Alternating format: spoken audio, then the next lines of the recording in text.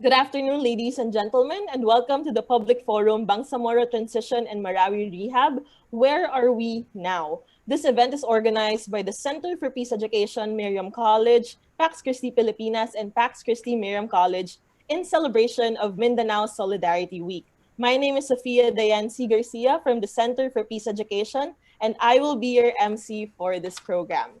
To deliver the opening message, may I call on the OIC Executive Director of CPE, Dr. Loretta N. Castro. Let's give her a warm round of virtual applause. Dr. Castro? Okay. Kapayapaan, kalinaw, kalilintad sa ating lahat. In 1997, 23 years ago, the Mindanao Week of Peace was initiated by Mindanao Peace Advocates to strengthen the effort to build a culture of peace, particularly in that region. Two other important events happened in that same year. Our Center for Peace Education was born in 1997, and the ceasefire agreement between the Philippine government and the MILF, or Moro Islamic Liberation Front, was signed that year too. Hence, I am pleased that today we can mark our Mindanao Solidarity Week by celebrating and remembering the confluence of three important events: the establishment of our center, the initiation of the annual Mindanao Week of Peace, and the signing of the GPH-MILF ceasefire agreement that eventually led to a peace accord. As you know, our center and the Miriam College community have been in the forefront of supporting the Mindanao ceasefire and the Mindanao peace process, which has now culminated in the creation of the Bangsamoro Autonomous Region of Muslim Mindanao in early 2019. Of course, a huge setback happened in Marawi a couple of years before that. And so the recent past has been marked by a combination of challenges, but also of hope. And so we welcome our dear friend, Attorney Maisara, to tell us more about where we are now. And we also welcome you all for joining us today. Magandang hapon sa ating lahat. To introduce you, I would like to call on the technical assistant of CPE, Ms. Carissa Chua. Let's give her a warm round of virtual applause as well. Ms. Carissa, take it away. Thank you so much, Soda. Hi, good afternoon, everyone. Attorney Maisara Damdamun-Latiph is a member of the Bangsamoro Solidarity Parliament in the Bangsamoro Autonomous Region of Muslim Mindanao, or BARM. She cares deeply about women, children, and peace because of her belief that these causes will be best upheld by an education that promotes nonviolence. She championed the inclusion of peace education in the Bangsamoro Organic Law. As an interim legislator in the Bangsamoro Parliament, her legislations are focused on the vulnerable sectors, as well as on women, education, and social enterprise. She is married to a human rights lawyer and has two wonderful children, one of whom was a graduate of Miriam College High School in 2018. Friends, it is our pleasure to present our speaker, MP Attorney Maisara Damdamun-Latiph. Thank you very much. Okay, so it's my turn. Thank you very much, Carissa, and also Soda, Ma'am Loretta Castro. And I think Ma'am Jasmine is here, as well as Ma'am Gail Galang.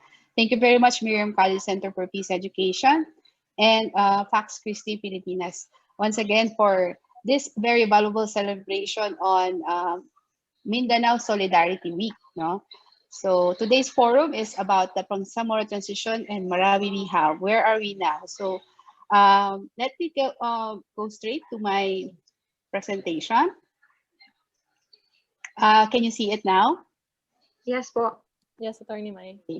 So thank you very much for allowing me to share with you our status, the status of the Bangsamoro right now, and the status of the Marawi Rehab. As you know, these two very important happening or event, the state of the transition as well as state of Marawi Rehab, impacts our peace and order in not only in the region, in the Bangsamoro, but in the country as well. So it is best for all of us here to know what is the status of peace in those areas and how can we help uh, maintain stability, also help in the peace process, and also sustain peace in the Bangsamoro region.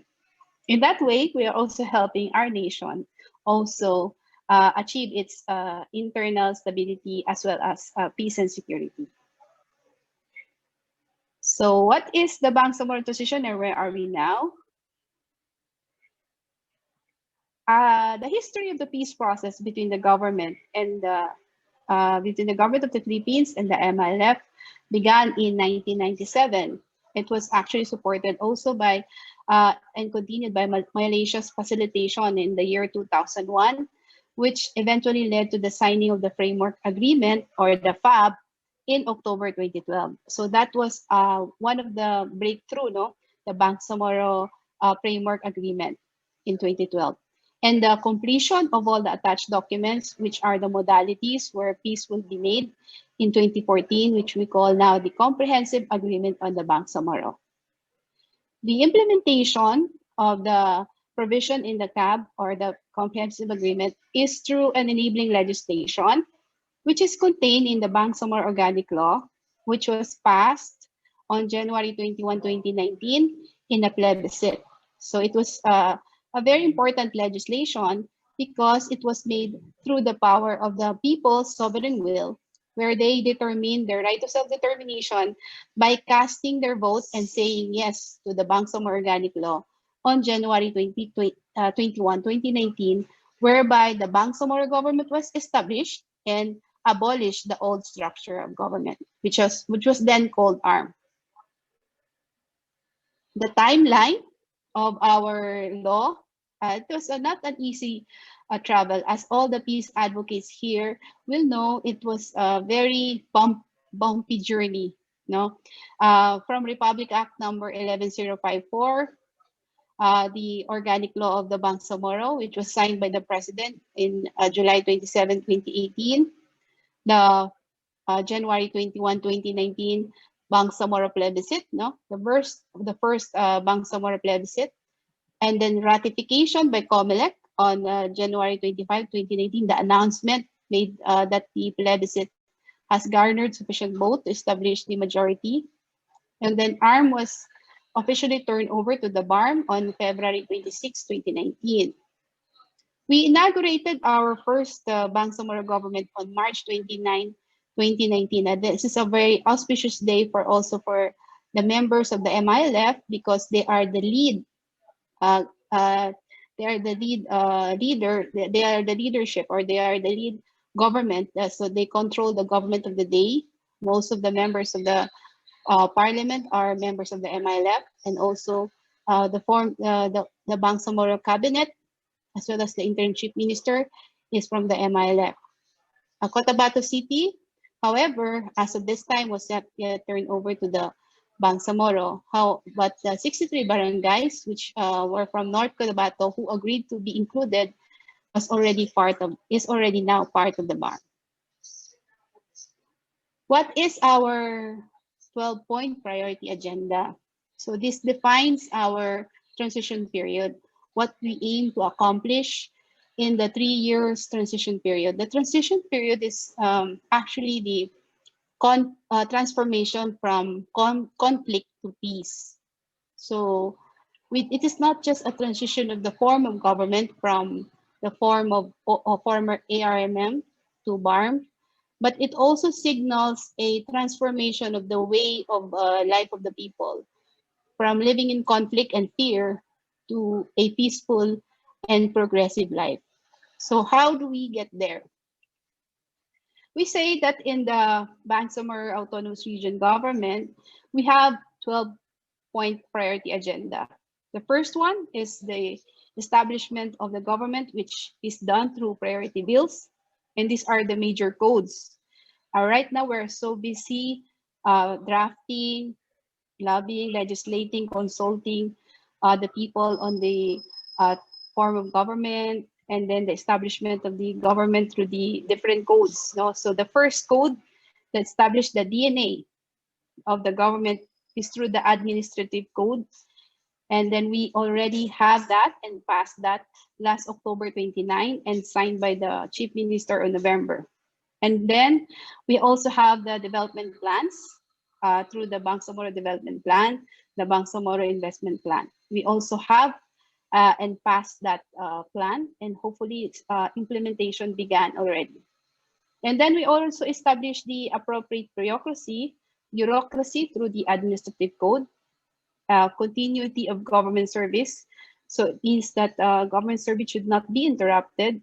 The services, the basic delivery of services, social protection mechanism, education and health, especially this time of pandemic, must continue. And transitioning the combatants from combatants to civilians, special program for that through the normalization. And it's also provided in the Bangsamoro Organic Law, where the Special Development Fund for conflict-affected communities and individuals has to be made, has to have a program and implement that program during the transition period and beyond. And of course, the support to Marawi rehabilitation. We also have development of an enabling policy environment. And then what can I say about this is that as of this time, compared to the older type of policy environment, we have a more democratic form of government where everyone can participate. It is inclusive, it is democratic, the people are consulted, and they can have a say in the government without fear. No, unlike before, you cannot just say out loud what you're thinking without fear or reservation. Now you can actually do that. So it's an enabling, inclusive policy environment that so far we have achieved. And then activation of job-generating industries with the COVID challenges, of course, is quite difficult to do this, but we have social protection mechanisms where we gave, I think, additional assistance, financial assistance to vulnerable sectors of the economy, like the pedicab drivers, jeepney drivers, and all informal workers affected. We have that program as well. Enhancement of security. I can say that our Ministry for Public Order and Safety is doing a very well job here, because they are now, I think they have established a regional peace and order council, and they're making their programs work by going down to the grassroots level, so far as settling family or clan disputes or RIDO. A high epidemic of RIDO is also a persistent problem in our peace and order in the area. So they are doing a very well job there in terms of enhanced security. We also have a maximizing synergistic partnership, not only locally but internationally. There are lots of donor agencies who are willing to help, just like the World Health Organization, the UNICEF, the Department of DFAT, Australian Aid, I think formerly, the US Aid as well, and the British, I think the British government is also helping, and also the EU and as well as Japan. We also have environmental compliance as a priority agenda. And number 12 will be the exploration of our economic potential through the what we call energy producing sectors like the Ligawasan Marsh and other economic potential area identified in the Bangsamoro Development Plan. So what is really the status and what's happening now? So as of this time, the Parliament has adopted already its rules and procedures, so it's going on very smoothly. We have a very smooth operation in terms of our Parliament. We also approved the transition plan, the Bangsamoro Development Plan, the Bangsamoro Development Investment Plan, These two important economic document is our ticket out of poverty. When it's implemented well, I think this would be a game changer, considering that we have a what you call back block grant to fund the economic activities that we aim for in the Bangsamoro. We also have the approved Bangsamoro Appropriations Act, the 65 billion expenditure program. And then we also have inclusive laws like passage of laws on the creation of the Bangsamoro Human Rights Commission. That's the very first commission that was established in the Bangsamoro. It signals our love for democratic institutions, our love for human rights as well. And the Bangsamoro Youth Commission, the Bangsamoro Women Commission is now advocating for a gender equality on gender development in the Bangsamoro. They're very active. Bangsamoro Sports Commission for our youth so that they will not fall prey to radicalism. Bangsamoro Administrative Code that establishes the DNA of the government and the Attorney's General Office. We have so far 70 legislative acts and phased out 6,000 employees, but with the possibility of re-employment, subject to qualification, of course, and an interim bureaucracy composed of 15 ministries and offices. They are all responsible for delivery of basic public goods and services in the Bangsamoro.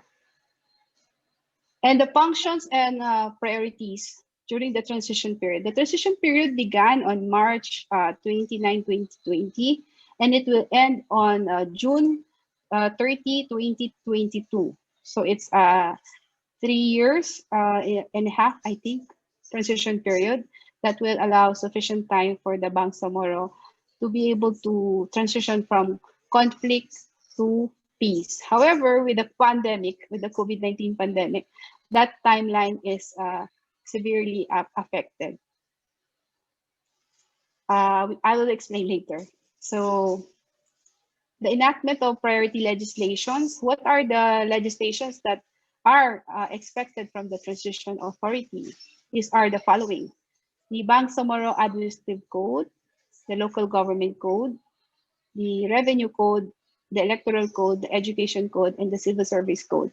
In any government that you wish to establish, in any brand new government that you want to establish, these codes are an essential, very essential for the establishment of the government. And number one priority would be the Administrative Code. And I'm proud to say that we have passed the Bangsamoro Administrative Code with our office active intervention as well. We participated, and then we also have a very good amendments on this, particularly on the social enterprise, on the special educations, as well as on the children's rights on orphanage. So we have the Bangsamoro Local Government Code to regulate the affairs of the local government.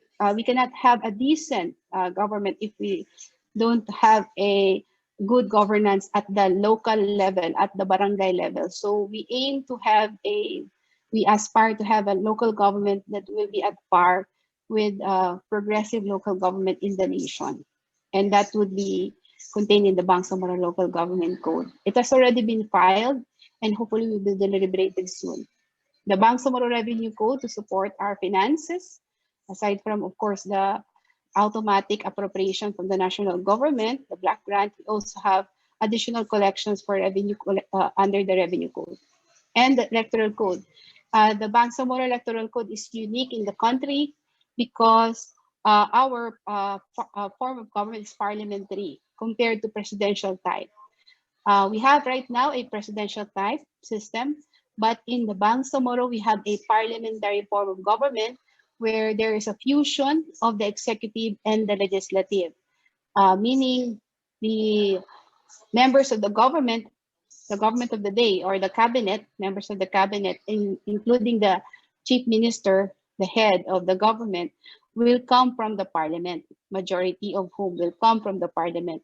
So it's easier and more flexible when it comes to policy and legislation, because the parliament members who are also implementors or executive, exercising executive authority has a primary knowledge or jurisdiction of what their problems are, and they can propose better legislation in the parliament because of that, because they are part of the parliament.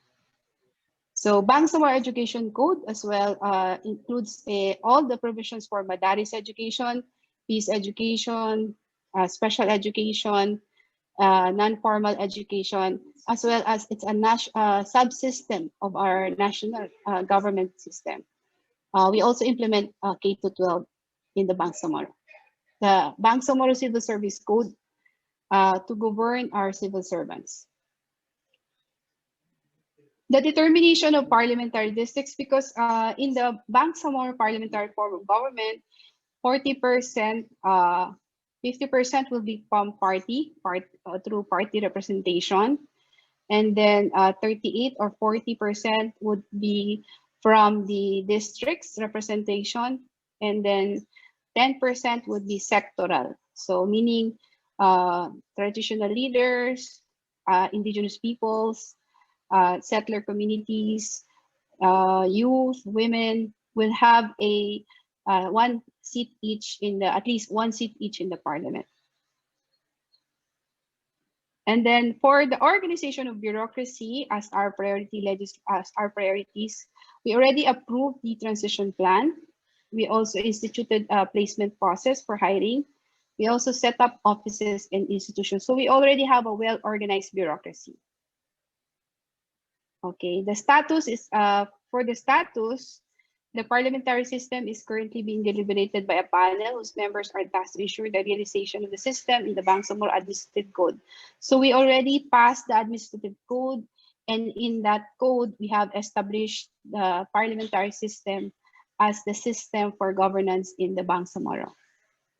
The aim is to set up a properly functioning parliamentary system within the Bangsamoro that would be faster and more flexible, because there's an ideally harmonious legislative and executive branches with less worry about overcoming each other's checks and balances. So that's the principle behind that. As to the approval and implementation of a transition plan, the Transition Authority approved already the plan submitted to the Chief Minister, I think way back in June, I think, if I'm not mistaken, 2019. So we already have the transition plan as early as June. And we have implemented that so far for 1 year already.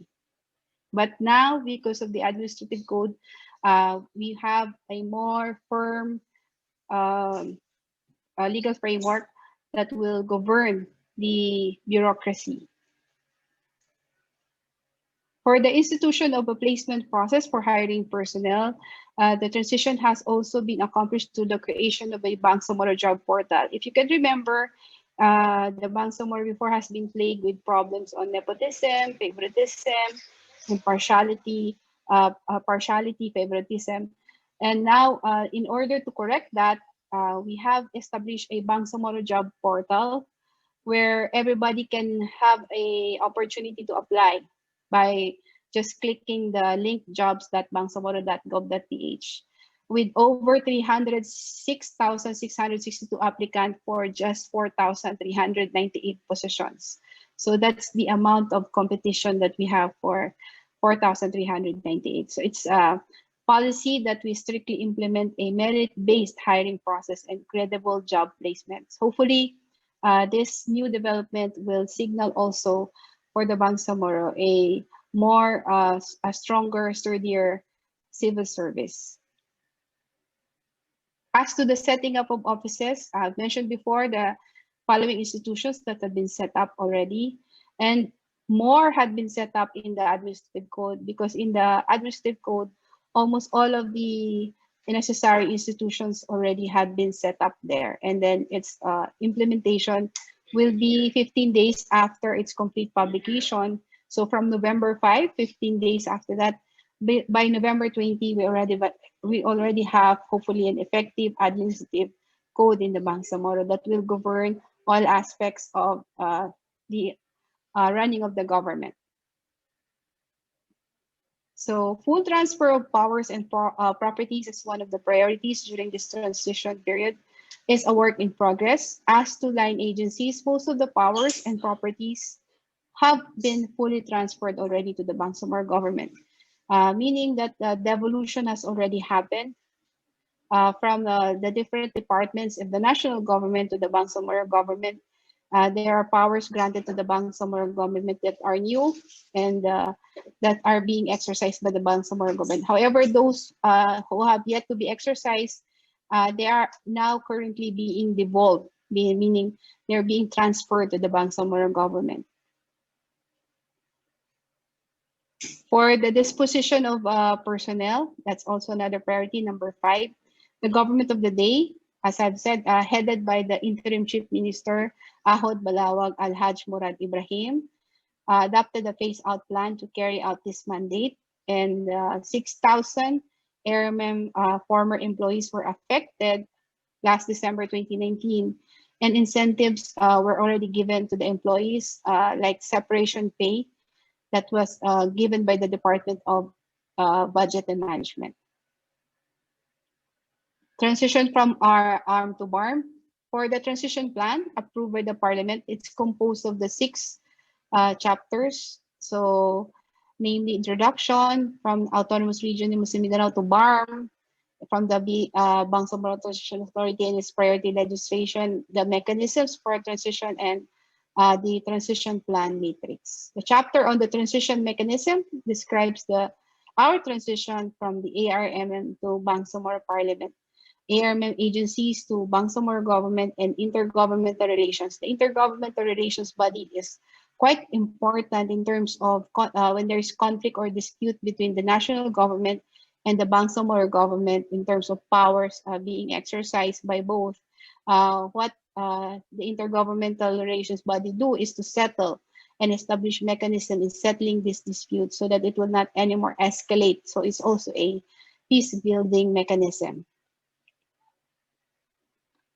What's our way forward?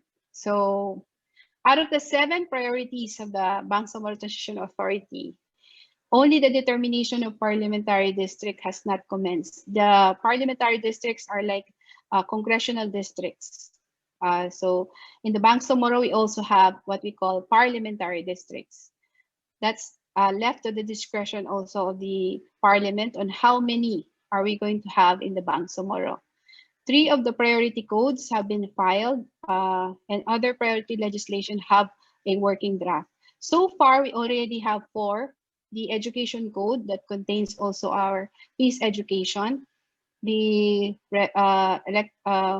local government code, the civil service code, and the recently adopted administrative code. So there's only 2 more left to be filed. So far we're doing good on that aspect. On November 5, the interim chief minister has signed into law the administrative code, which will be effective 15 days upon its complete publication in a newspaper of general circulation. COVID-19 has indeed substantially affected our timeline with respect to the accomplishment of our mandate. As I've said, the priority mandates enumerated are 1 to 5, foremost of which is the adoption of the priority codes, which we are on track. Due to successive lockdowns and mobility problems in the delivery of public goods and services, technology is playing a vital role in working under the present condition, because the Parliament has amended its rules to include the use of teleconferencing during sessions, hearings, and consultations to ensure uninterrupted service and continuous service during the transition period. So far as the Parliament is concerned, our work is just right on track. However, it has for the Bangsamoro government, that's the executive authority being exercised by the government of the day. We call that Bangsamoro government. They have been substantially affected because the delivery of services, basic services, has been substantially slowed down by the COVID-19 pandemic due to lockdowns and mobility problems, thereby also aggravating the socio-economic conditions of the people in the area, as well as a peace and order aspect of the society. So far, that's for the Bangsamoro Transition Authority. Do you have any questions, or do we proceed with the status of Marawi Rehab? Because this will be the second part of our discussion. Attorney Mai, you can proceed with the Marawi Rehab. We will have the Q&A after your presentation. Thank you. Thank you. So for the transition period, what I can share with you today is that we are on track just because we have the technology side of things where we use it to to the maximum, no, to maximize our participation in the legislation.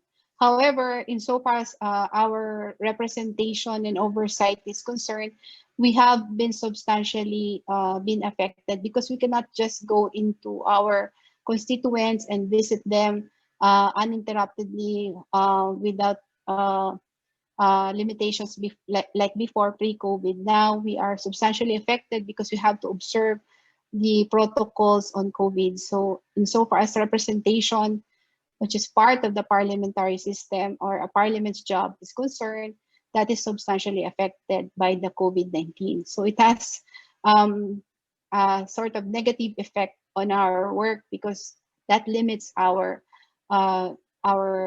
exposure or our engagement with our communities at the local level. So for the Marawi Rehab, the status of the Marawi Rehab, where are we now? On October 23, 2020, Secretary Del Rosario has just announced in the Philippine News Agency, this is a government-owned and controlled agency, that the task force reiterates that Marawi Rehab timeline is also on track, notwithstanding there's COVID-19. That by December 2021, the rehabilitation efforts through the TFBM will finish the rehabilitation, meaning it has by December 21, it will complete its rehabilitation for Marawi City. So for the BTA, we are happy that they made such an announcement. However, we have to closely supervise and also work with the Task Force Bangon Marawi for the realization of this objective. What are the government agencies that are involved for Marawi rehabilitation? First, number one will be the Task Force Bangon Marawi, composed of 59 line agencies and different government agencies and institutions. They are the ones who are primarily responsible for delivering the socio-economic, social protection, also the infrastructure in the area, building of the necessary infrastructure.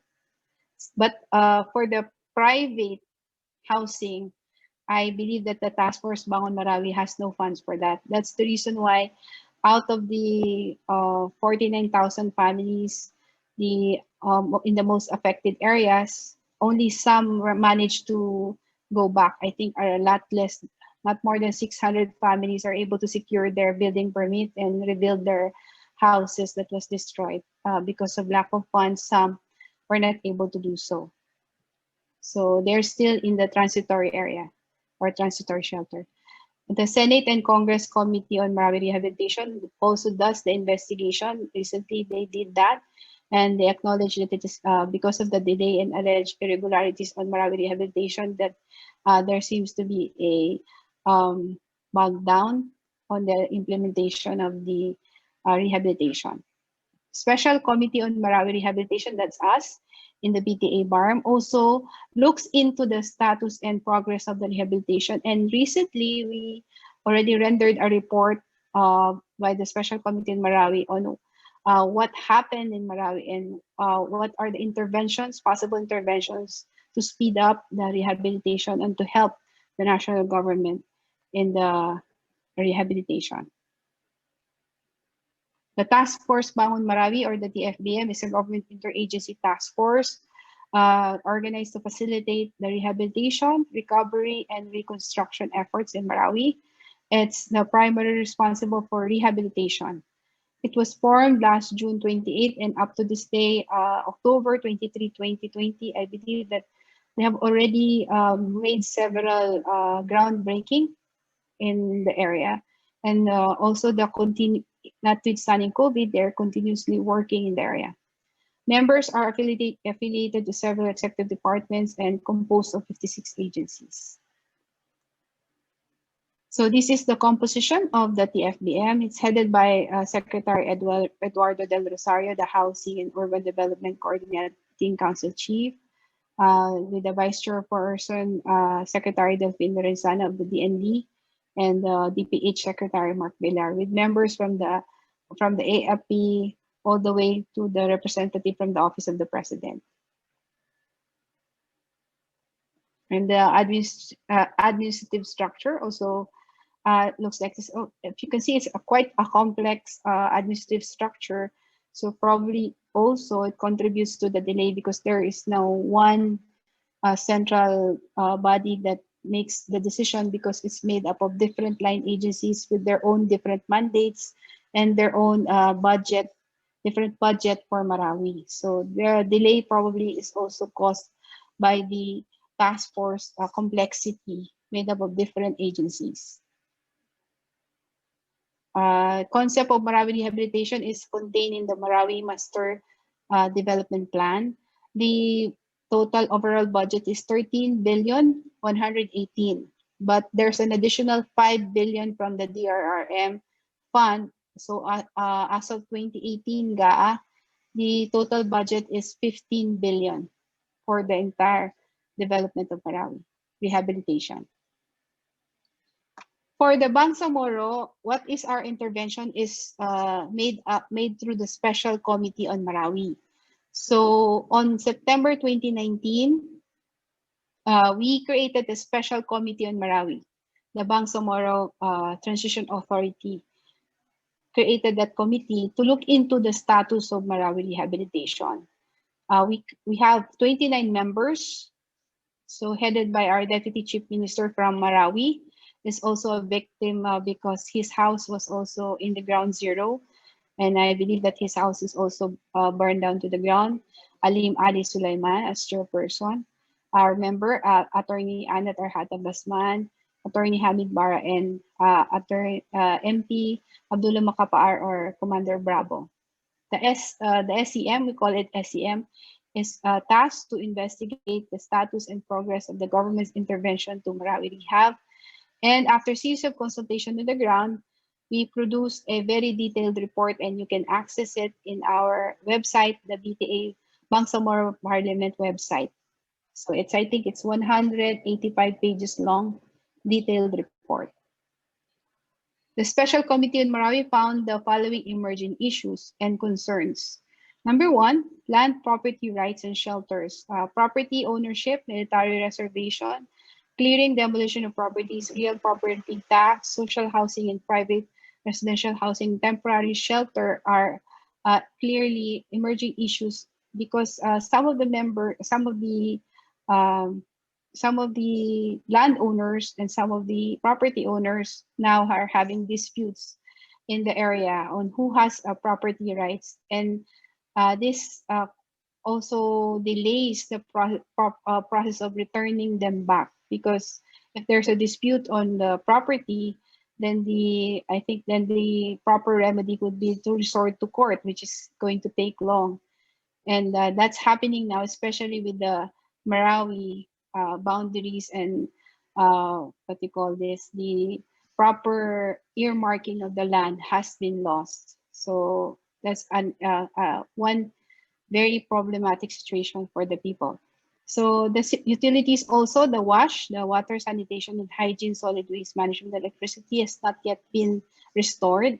That's the reason why even if you put up a house there, there's no electricity, there's no water, there's no sanitation. It's impossible to live in a place that doesn't have all of these basic necessities. So we demanded for the early restoration of all this in ground zero in Marawi. So up to this time, we have yet to see regular water, sanitation, and hygiene, as well as solid waste management and electricity being installed in the area. Income and livelihood also is destroyed. Education is also, as of this time, they're trying to rebuild it, but the students are no longer there. They're in transitory shelters, as well as health. We have experienced a spiking of mental health problem from the past 3 years during the Marawi siege. Other concerns will be completeness of the list of beneficiaries because there are some who are not included in the list. Inclusion and scope and priority, who will be given priority, as well as transparency and transitional justice, because we need to know what really happened and in Marawi, and we want to have a closure on this on the part of the people. List of recommended interventions. The immediate one is for us to set up a board for BTA-led Marawi, which we already have right now. There's already a BTA-led Marawi Rehabilitation Recovery headed by no less than Chief Minister Alhaj Murad, as well as some members of the Parliament, that now implements the 500 million program for rehabilitation from the Bangsamoro Government Fund. So it wants to address also the data gaps that was presented on the beneficiary list. Immediate and direct assistance will also be given because some of the IDPs, especially residing outside Marawi City, do not have access to assistance, meaning because of they're far away from the city, they live outside Marawi City. Some of them do not have access to financial assistance, livelihood assistance, and all assistance that are given to those whose transitory shelters are inside Marawi City. So there's a discrimination in terms of assistance for those living outside and inside Marawi City, but are called IDPs, but they're also all IDPs. So we want to address that by giving immediate and direct assistance and verifying, of course, the true beneficiary. We also want to ensure food security to the IDPs right now because of the pandemic, most of them have suffered food security problems. From immediate to medium term, we want to hasten water distribution and construction of sanitation and hygiene facilities in not only inside the ground zero or the most affected area, but also in the transitory shelters. We want to improve IDP access to electricity, prioritize business and livelihood, synchronize service delivery to avoid duplication and resentment, continuing delivering education services through our Ministry for Basic Education, continue provide health services to our Ministry of Health, assist the homeowners in identifying their property boundaries. So there will be legal assistance as well to those homeowners who have disputes with their property boundaries. This is also an effective tool for peace building because, as we know, conflict arise in land management or in land related issues. So we aim also to provide assistance to the homeowners on this aspect. From medium to long term, we want to support permanent housing development. So the Bangsamoro government will have two options. The first option is to have a greenfield site for housing, where the traditional approach to permanent social or mass housing development in less dense areas and acquisition of vacant and entitled land is relatively not constrained. We will have this kind of housing. But given the land scarcity in the city center, this means that mass housing infrastructure may have to be developed in the periphery of Marawi City. So it may not be in the center, but it can be in the periphery. For option 2, we have the brownfield site for housing, which refers to housing development within the 24 most affected area. When we say 24 most affected area, this is the ground zero. So this is the area where total destruction of their houses has been experienced. Unlike the first option in the greenfield housing, the brownfield housing option does not detach the IDP from their access to job and livelihood opportunities. If the rehabilitation is properly implemented and all essential infrastructure are in place, this option, the brownfield option for the IDPs, for just the rehabilitation of 16 neighborhoods.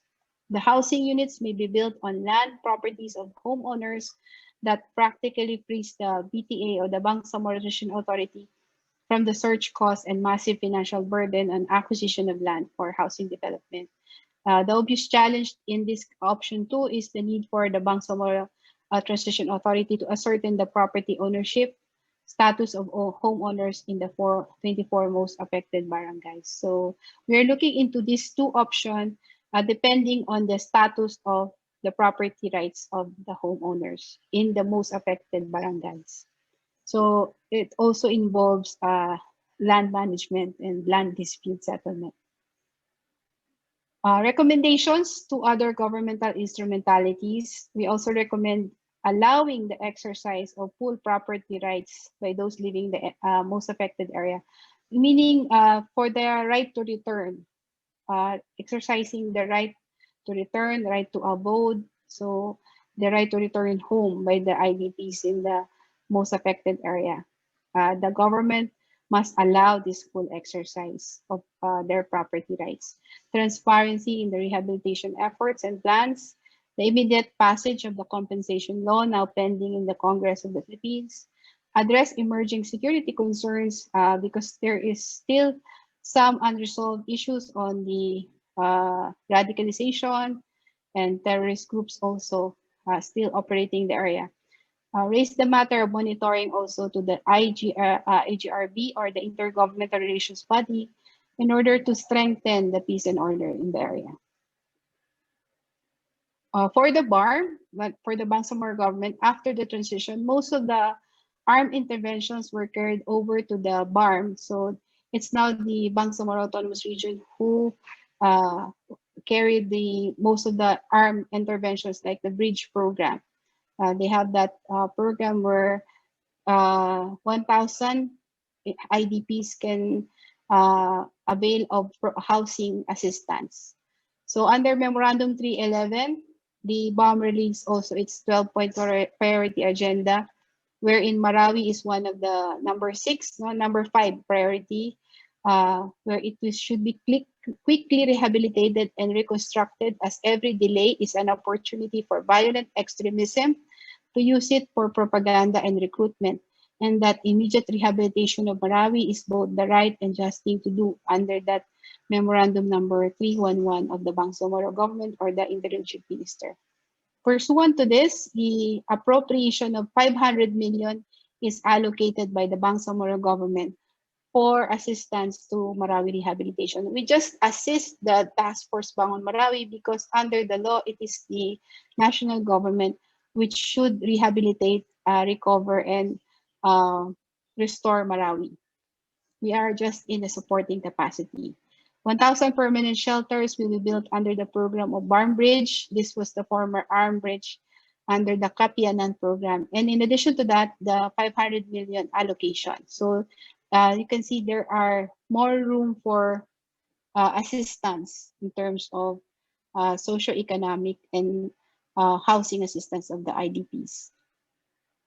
The Bangsamoro Planning and Development Authority also noted its infrastructure priority projects, concreting of these roads in the Marawi City area inside Sugod, Barangay Olo, Datu Saber, Amito Lakewal, and 200 housing units.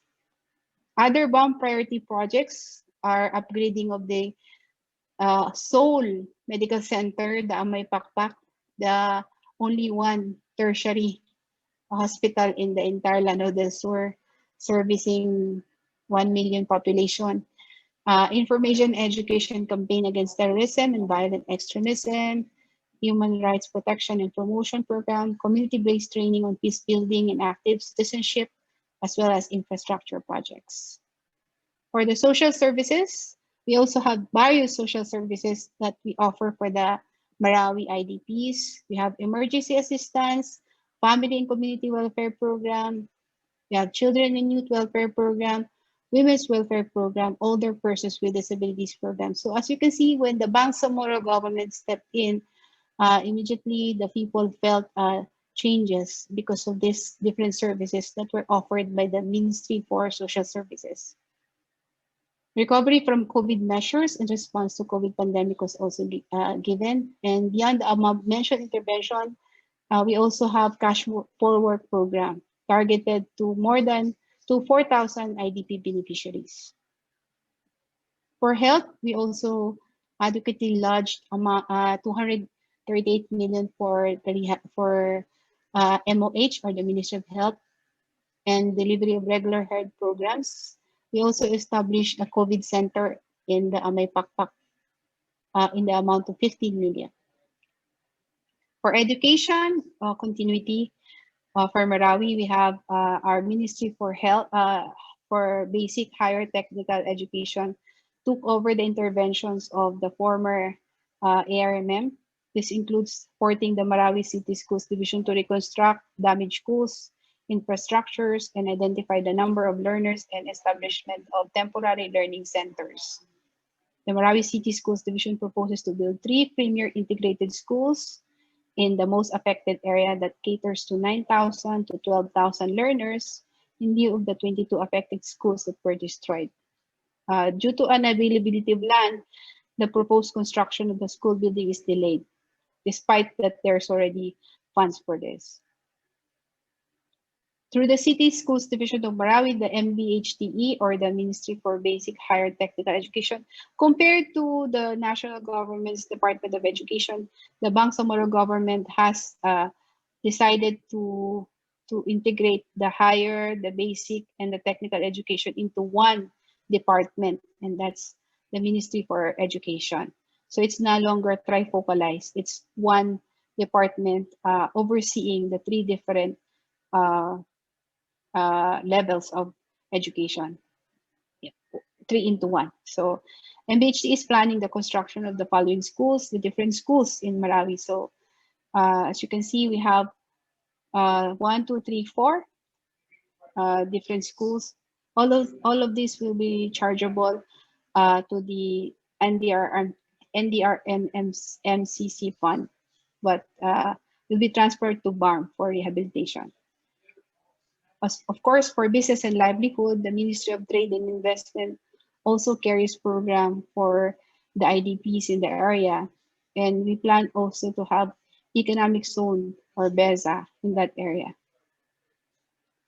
Livelihood, for the MOLE, for the Ministry of Labor and Employment, has 3 programs. So it involves the employment promotion, overseas workers welfare program.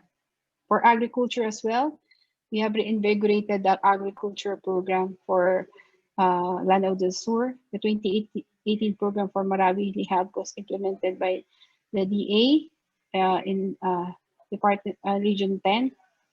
However, we also have our own Ministry of, our own Ministry of Agriculture, MAFAR, have different programs like the following. So we can see farm machineries being distributed to Butig. Butig is also the precursor of Marawi siege, because before Marawi siege happened, the Butig siege happened. That's a precursor where the Maute tested their terroristic activities.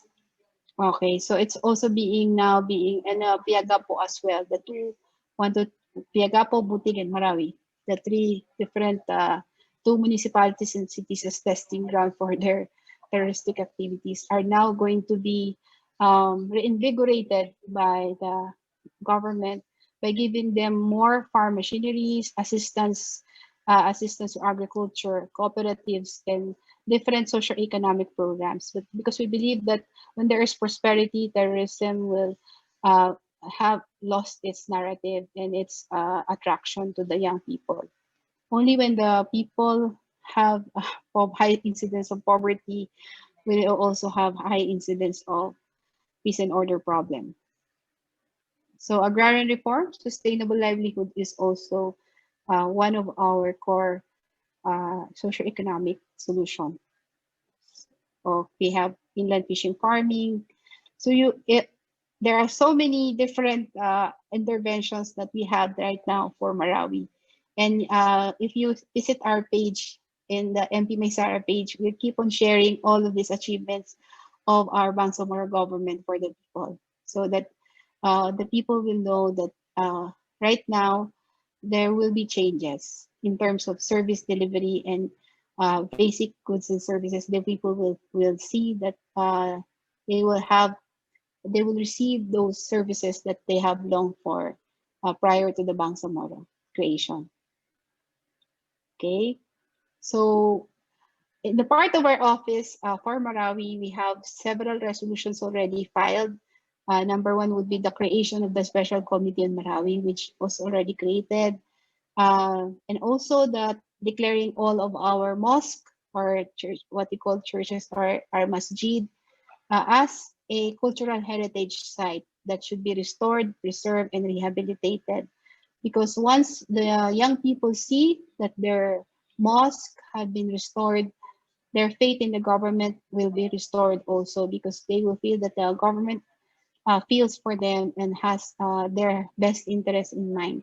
So we passed that resolution. We asked that resolution be passed so that the young people would see that the government is really serious in rehabilitating, restoring their destroyed society. Resolution for the Bangsamoro to appeal to Congress for the immediate passage of the IDP or compensation law, and for the concerned ministry to include, among others, the giving of assistance to the missing and the dead. So some of the transitory sites, these are temporary sites, have so many unresolved issues. This is the wash or sanitation facilities. I visited one transitory site, and there's really a problem with regards to water supply. They are buying mineral water to wash their dishes, so that's actually already very pricey, and it's also one of the problems that they're facing right now. The transitory sites do not have street lights, causing feelings of insecurity. There's also need for dedicated camp managers in the area, and then transfer of IDPs from evacuation camps to transitory sites resulted in disruption of schooling of children. What is currently happening now on the ground, based on our visits, majority of the IDPs wanted to return, but the government wants to finish all the infrastructure before the return. Since December 2017 up to now, some of the IDPs are still in the shelters. Some are renting and some are staying with their relatives. So adding to the social and economic burden of the relatives, because they now have additional family to take care of. The clamor of the 24 barangays is to go home. They won't consider their liberation until they return to their respective homes in Marawi Ground Zero. There is a mismatch of the given livelihood assistance. Therefore, most of them don't have stable income or no income at all, because some are given bakery, but they don't know how to bake. Some are given sewing machines, but they don't know how to sew. The temporary shelters are not owned by the IDPs. They are temporary in nature. They will be vacated after a certain period of time. And they feel that they are discriminated because of being displaced and staying in the place where they don't belong, like those who live outside Marawi City. Most of the IDPs rely on relief goods or help from their relatives, becoming mendicants.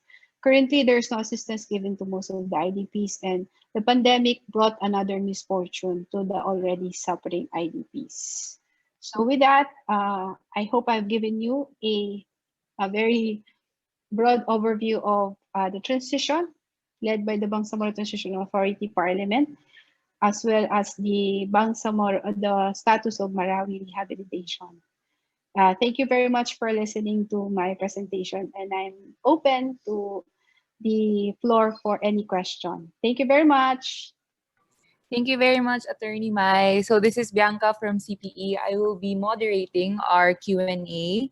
And actually, we already have 3 questions. I was planning to do like a recap of some sorts, but we already have 3. And so far, our 3 questions are actually in line with the first part of your presentation, so the BARM transition. They're all of the same theme, actually. So Ms. Leia Guevara asks, how will the BARM prepare for the 2022 elections? Ms. Sofia Garcia asked, what do you think the impact of the elections would, how it would impact to the transition of the BARM? And then Dr. Castro also shares that the Mindanao People's Caucus has made the recommendation that the BTA, or the Bangsamoro Transition Authority, to be given more time because there are many things that still need to be in place. Example, completion of the codes, etc. Hence, the regular election scheduled this 2022 should be delayed. What is your thinking of this? I'll put it in the chat box also, Miss, so that you can have easier time. But so far, that's it for now. Maybe you can answer the three, and then we'll harvest another round of questions after that. Thank you. Over. So the first question is for the preparation for the 2022 election of the Bangsamoro. So the preparation for that should be spelled out in the electoral code. The electoral code has not yet been filed, meaning it is not yet finished. It's a work in progress. So until such time that we have an electoral code, we cannot have an election in the Bangsamoro yet. And right now, because of the slowing down of government processes, that has also affected the filing of electoral code, because you cannot just easily gather people to consult them. You have to observe the COVID-19 protocols. And with the BARM right now, with 20% internet connectivity, only 4.5% of the household has internet. The challenge of technology is really palpable. It's obvious in the BARM region. So that's a problem. We need to have first an electoral code for us to have an election in 2022. So that's one challenge. And how to pass the electoral code as soon as possible is one hurdle that we need to pass so that we can have this election in 2022. And for the election, how are we preparing for that? The Commission on Election, I think, has established an office through a resolution creating the Bangsamoro Electoral Office, a regional office, meaning in every region there is an COMELEC office. So in the Bangsamoro, they have already passed a resolution establishing a Bangsamoro Electoral Office. So what is left now is the code to implement the parliamentary system election, because the parliamentary system election is different from the presidential election. So we really need first to have that. And number two, we have to educate the people to understand what is parliamentary system of government, how is it different from the presidential form of government, and what is the Bangsamoro all about, what is the Bangsamoro Parliament, what is the type of democratic structure. We need to have a massive education campaign for the people to be able to understand what they are voting for and what they are going to do in the coming election. So these are all two very important aspects: the filing of the electoral code and the massive education campaign for the people to understand what parliamentary system is all about. Okay. Thank you so much, Miss. The Yeah, yes. Uh, the second question is with the delay in the passage of these codes, and also as we experienced in this pandemic, it is not proper for an extension. Is that correct? Should there be an extension? Yes, Miss. Yes. A recommendation. There was a recommendation given. Or, There's a yeah, resolution. a delay. Yes, as I said, the Bangsamoro Organic Law is not just a transition from an old system of government, the ARM, to a new system or type of government. It's also a transition of the people from conflict to peace. So under the comprehensive agreement of the Bangsamoro, it is the MILF who takes the lead role in establishing a new form of government that will lead the people from conflict to peace. So during this transition period, that role has been hampered by the COVID-19 pandemic.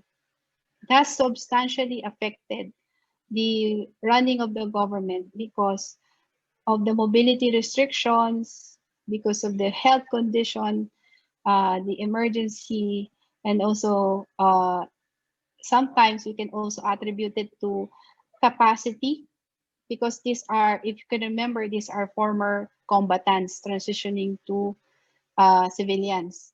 So they need to capacitate themselves as well to become civil servants and leaders.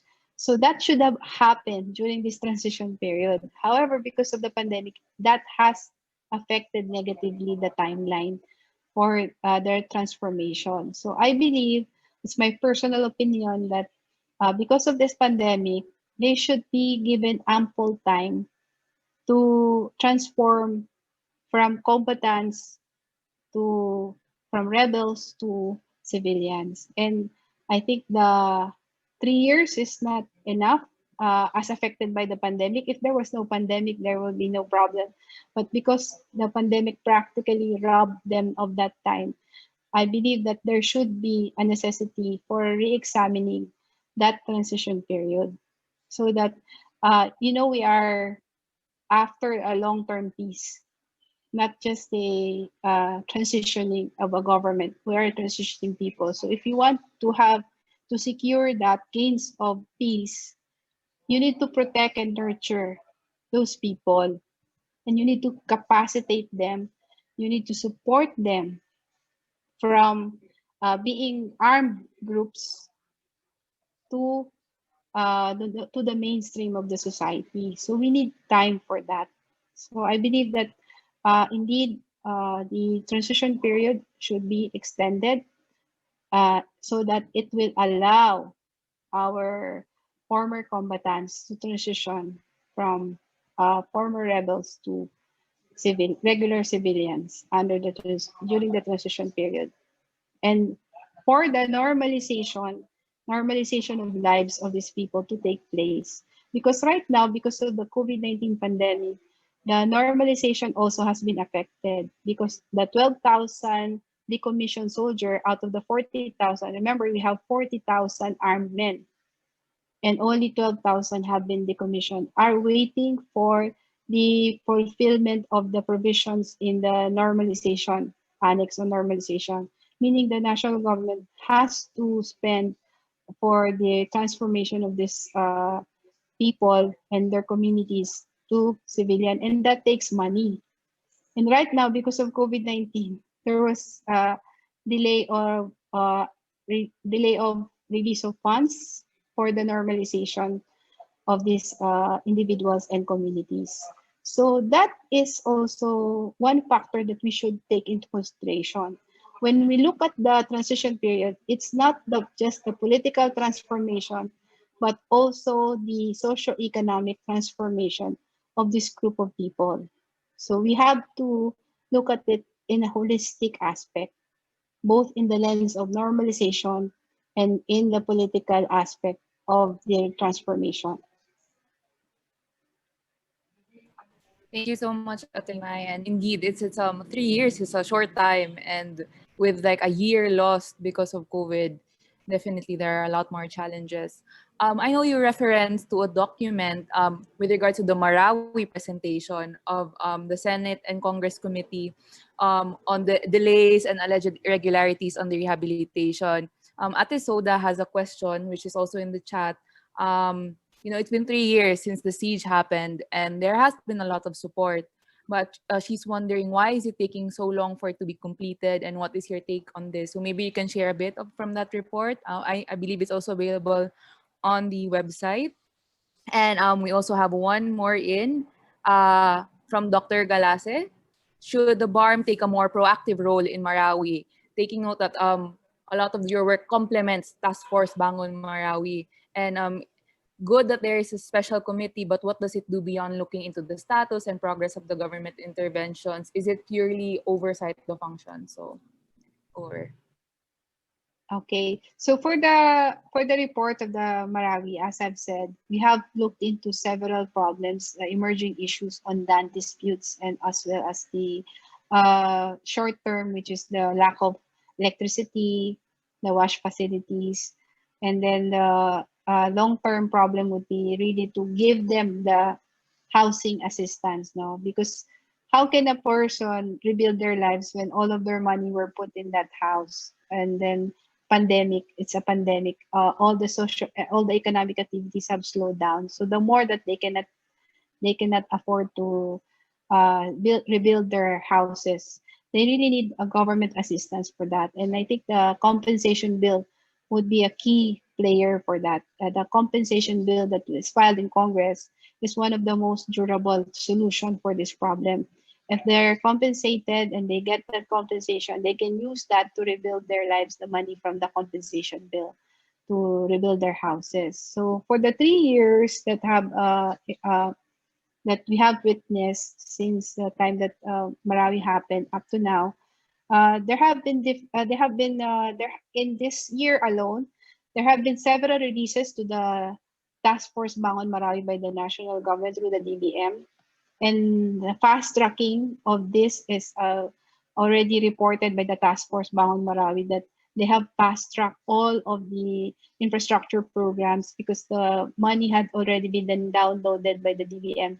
What happened was, according to the Task Force Bangon Marawi, prior to this year, 2019, there was a delay in the release of the money to the Task Force Bangon Marawi. That's the reason why there was also delay in the implementation.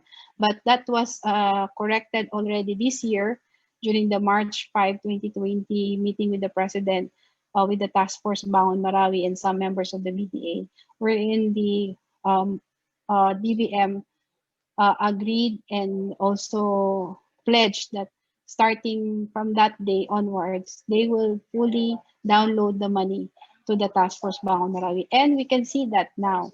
The Task Force Bangon Marawi has also speed up their implementation. However, because of COVID-19 again, there are limitations again on the speed up of the implementation of the task force. In the report, in the 185 pages report, you can see the many myriad reasons why where is the delay coming from and what has been done about it. And then for the support and proactive role of the BTA, the Special Committee of Marawi has already rendered its report.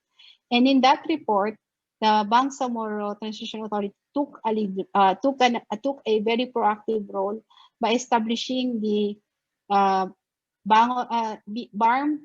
Marawi Rehabilitation Program, headed by the Chief Minister.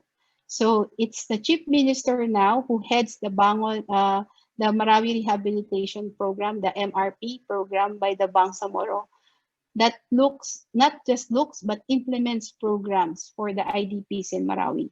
So we can now say that alongside the national government, we have the Bangsamoro government also taking a lead role in rebuilding the lives of the people in Marawi. And that's happening now.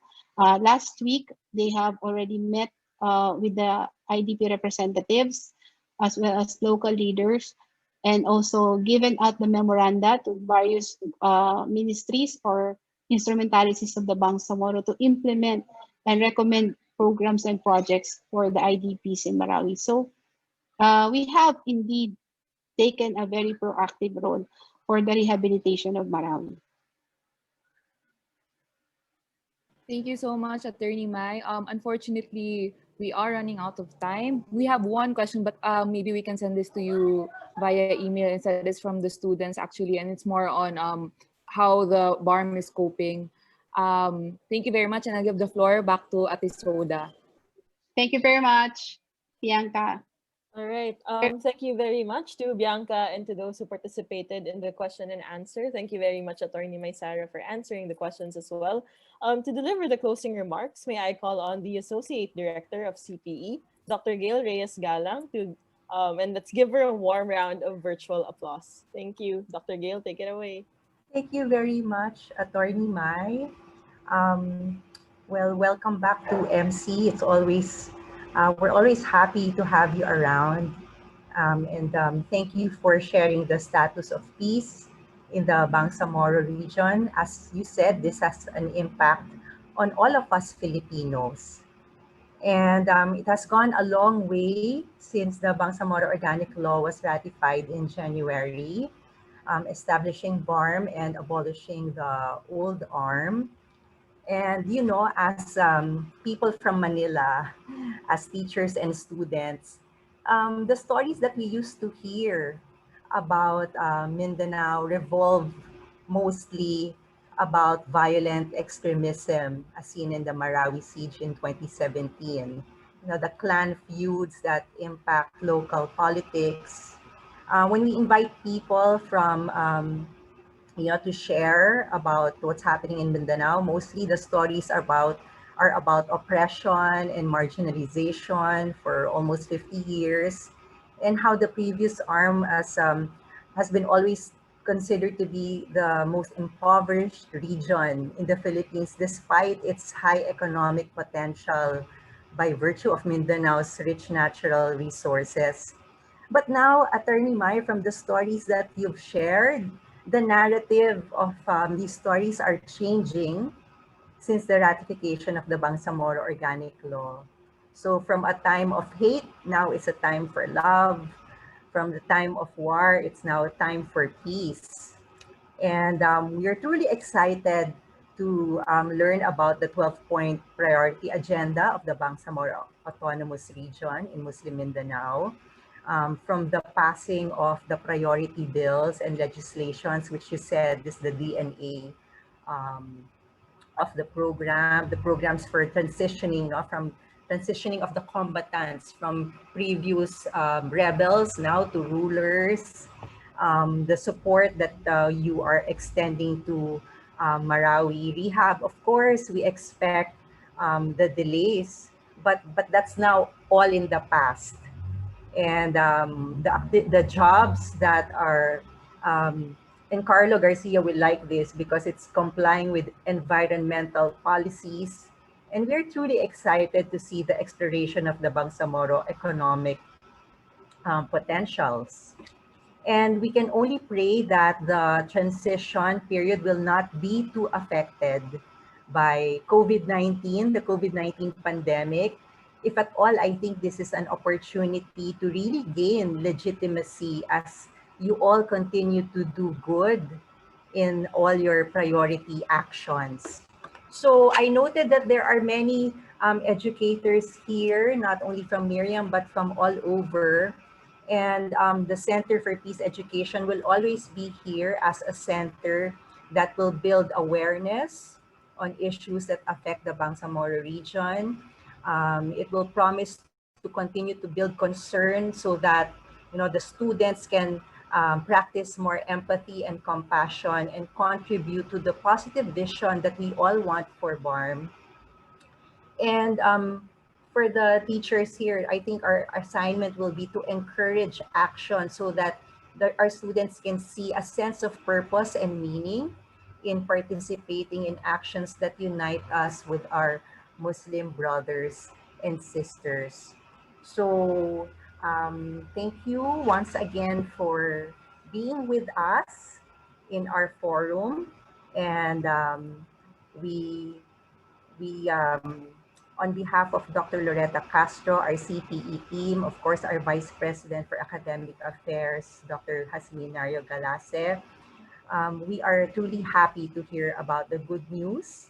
Thank you, everybody, for being in our forum, Bangsamoro Transition and Marawi Rehab. Where are we now? I think we can all say that we are in a good place, and we will enjoy the good of all your labor, Attorney Mai, and this is God's gift to you, God's gift to all of us Filipinos. Maraming salamat sa inyong lahat. Good evening, everyone.